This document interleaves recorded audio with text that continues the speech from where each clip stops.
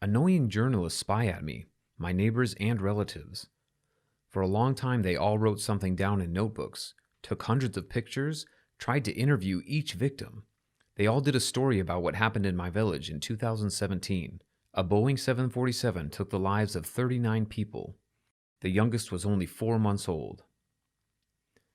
5, 4, 3, 2, 1. Happy New Year! That's how loud and fun we met the next New Year with our family. My mother, as always, prepared a lot of delicious food, and my father properly heated the house to keep it warm. It was one of those rare evenings when my parents allowed me and my 2 little sisters to stay up until midnight, eat sweets, and quickly open gifts hidden under the tree from Santa Claus. My mother always kissed us on both cheeks and told us how much she loved us. My father showed love to the girls, and he treated me like a man to a man. He always wanted to raise me with dignity, without snot. He believed that I would grow up to be a strong and confident man, because I was the long-awaited first child for them. A few years later, 2 girls were born into our family, my sisters. We were an ordinary family. My father worked, my mother was a housewife. I went to school, studied in the 6th grade, and my sisters were still young. We had big plans for the coming year.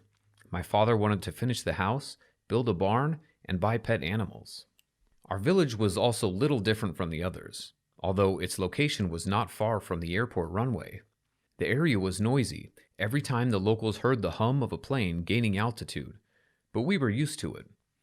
In the early morning of January 16th, 2017, my mother woke me up.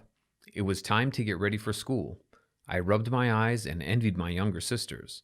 They were so sweetly sleeping in a warm bed, and the snow-covered road to school was waiting for me.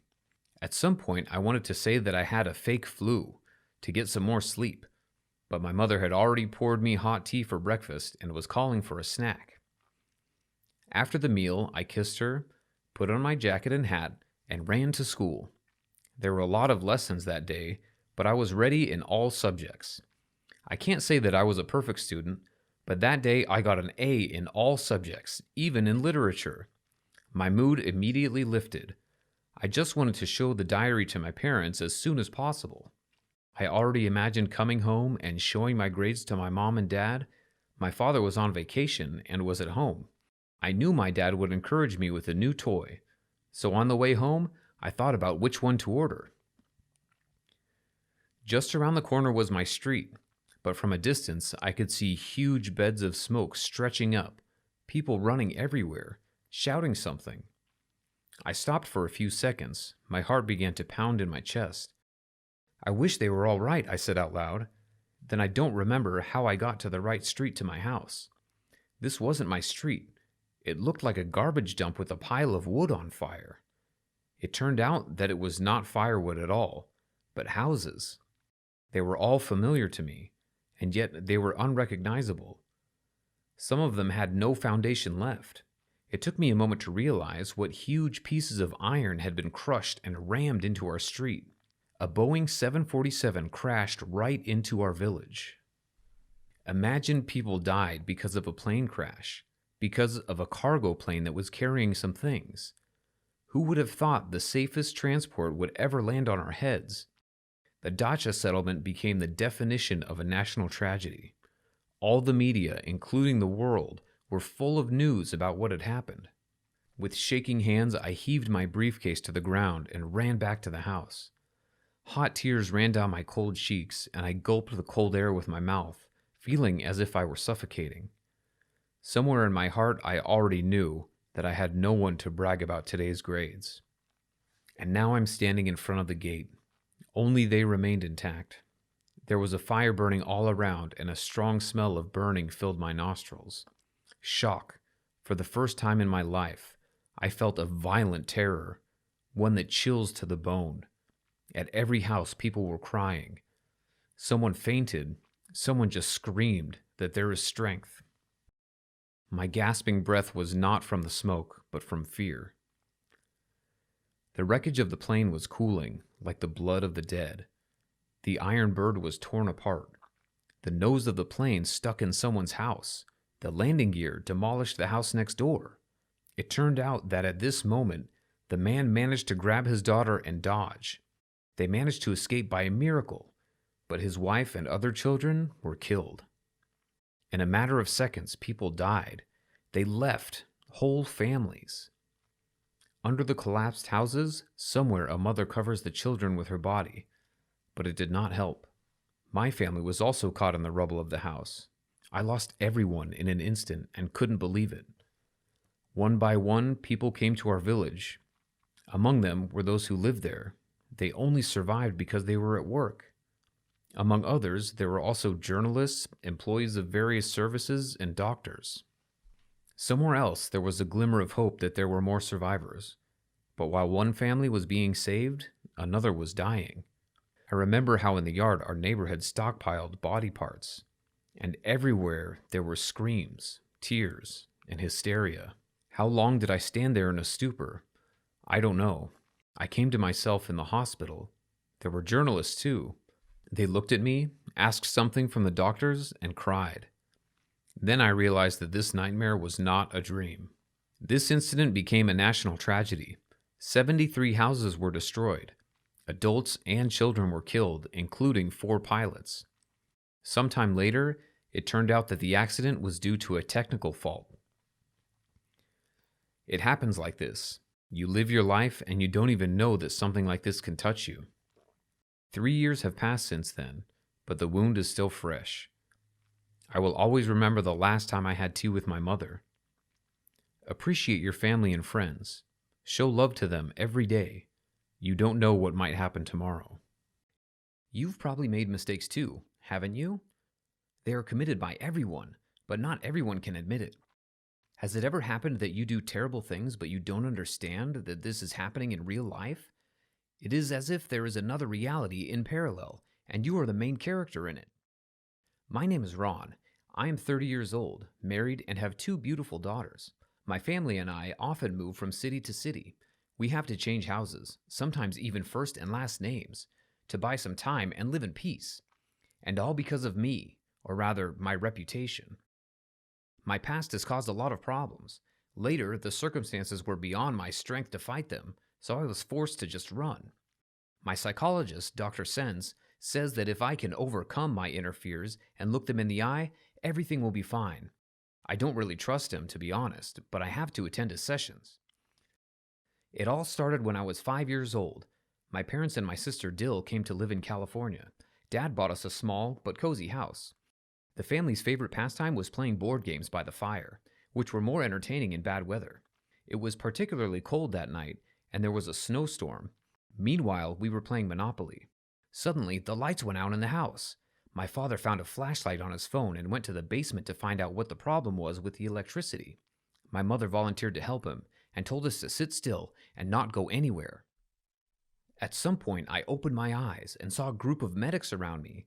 They held an oxygen mask to my face, wrapped me in a blanket, and told me not to worry, that everything would be fine, but it won't be good. I know it now. But then I only wanted to go to my mother. Out of the corner of my eye, the noise and the flashing lights of the police car, I saw 3 stretchers being carried out of the house. I'd seen them in movies, and I knew there were people there. I knew that the black bag covers the dead. In my subconscious, I already knew who was lying on that terrible stretcher. After a funeral for my family, I was sent to be raised in an orphanage. I stayed there for a short time, and then was adopted. I got into a family of teachers. It turned out that a mature couple could not have children, and they liked me. My mysterious story about how I suddenly lost my family caused pity in others. The local police officer sometimes visited me and told me that he remembered me and that he would find the killer.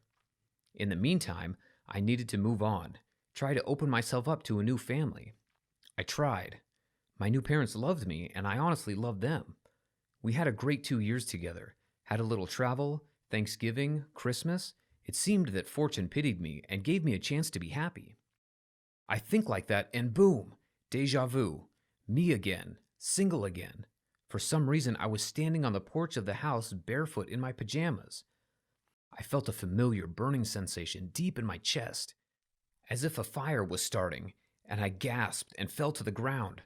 A policeman that I already knew ran up to me, gave me a big hug, and picked me up, then handed me over to the medics. It was like a blur, as if I was regaining consciousness and already saw the ambulance, the police, and again, the black bags that covered the lifeless bodies on the stretcher. "Don't worry, baby, everything will be fine," said the representative of the law. This false phrase haunted me. I was returned to the orphanage. It was said that someone in the house forgot to turn off the gas and my foster parents just fell asleep. Fortunately, at this time, I was in the yard, sitting on the porch playing. Then the neighbors called the ambulance because I was lying on the ground unconscious. So one family replaced another. Surprisingly, I was often adopted. Perhaps it's all about my appearance. Everyone said I was a very nice kid. So after losing another family, I returned to the shelter again, and the new director decided that I definitely needed psychological help to cope with my injuries. He said he understood what it was like to lose loved ones, even if they weren't blood relatives. He sent me to my first psychologist, Dr. Sense. At first, we just talked about me, and after a few sessions, Sense began to bring the conversation back to my childhood, to the night when, for the first time in my life, I started having blackouts. Sense considered the deaths of my foster families not an accident, but an algorithm. That's what he thought, though he didn't say it out loud. I honestly told you everything I remember. However, my doctor's expression was ambiguous. "Come back next week," he would say, and so it went on for some time. I've lost count. Time passed. I grew up under the phrase, "Nice to meet you, my name is Doctor." One doctor succeeded another, and I had a family in parallel, but the more I searched my head, the more nightmares I had. Every one was the same. 5-year-old me playing Monopoly with my parents by the fireplace, then going to the kitchen to get juice for Dill. Then all of a sudden, I'm standing in the middle of the living room with a knife in my hand, blood everywhere, and my sister's lifeless body. Then I'm 7. My foster parents and I were going to lunch. My mother asked me to help her set the table, and I stood by the gas stove for a long time. Then I said I wasn't hungry and went outside to play. I didn't know then that it wasn't a dream at all.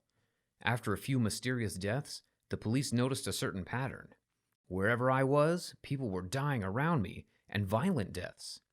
At first, I wasn't a suspect because I was a child, but it turned out that responsibility before the law doesn't look at age, nor does the fact that I was found to have amnesia. I was completely unaware of my actions. I did not even remember how I killed people, killed my relatives. I was charged and sent to a juvenile facility. Every time I washed my hands, I tried to wash away all the blood that would remain on my palms forever. The only visitor I had in the colony was Dr. Sense. He kept telling me that someone else had to be in my place, the real killer. I didn't know how he could be so sure. Sense, a specialist, gave evidence to the police in my support, but his only vote against the algorithm of the police was powerless. The law enforcement officers felt that the psychologist was not objective because of his attachment to me over the years. Mr. Sense promised to prove my innocence, but it required my brain, my painful memories. I didn't want to touch them.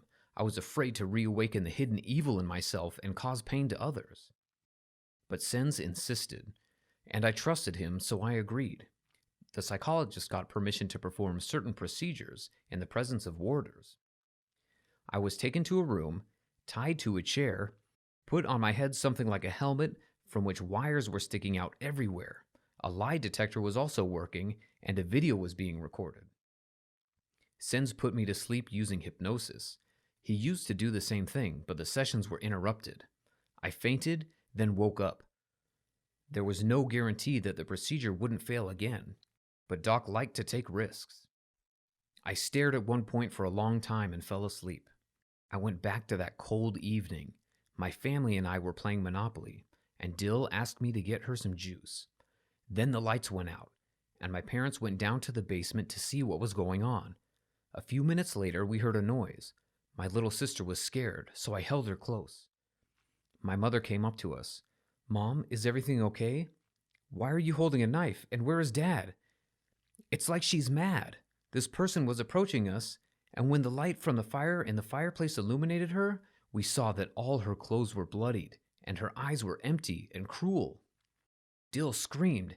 I tried to protect her, hide her in another room, but she caught up with us when we tried to escape. She grabbed her daughter, and I fainted. By this time, Mr. Wilson had knocked on our door and called the police when he heard the screams. Mom opened it for him. Her face was the last thing he saw. The 3 bodies that were taken out of the house, the third was Mr. Wilson, not my mother. "Now I'll snap my fingers and you'll wake up," the doctor said. Bang! And my heart was pounding in my temples. I didn't know what was going on. Around me sat the staff, a couple of doctors, and Dr. Sense. Many years have passed since then. My mother was reported missing, then found and arrested. She still won't say why she hates me so much that she's killed everyone who's nice to me. "We will still meet at the same stop," she told me in court.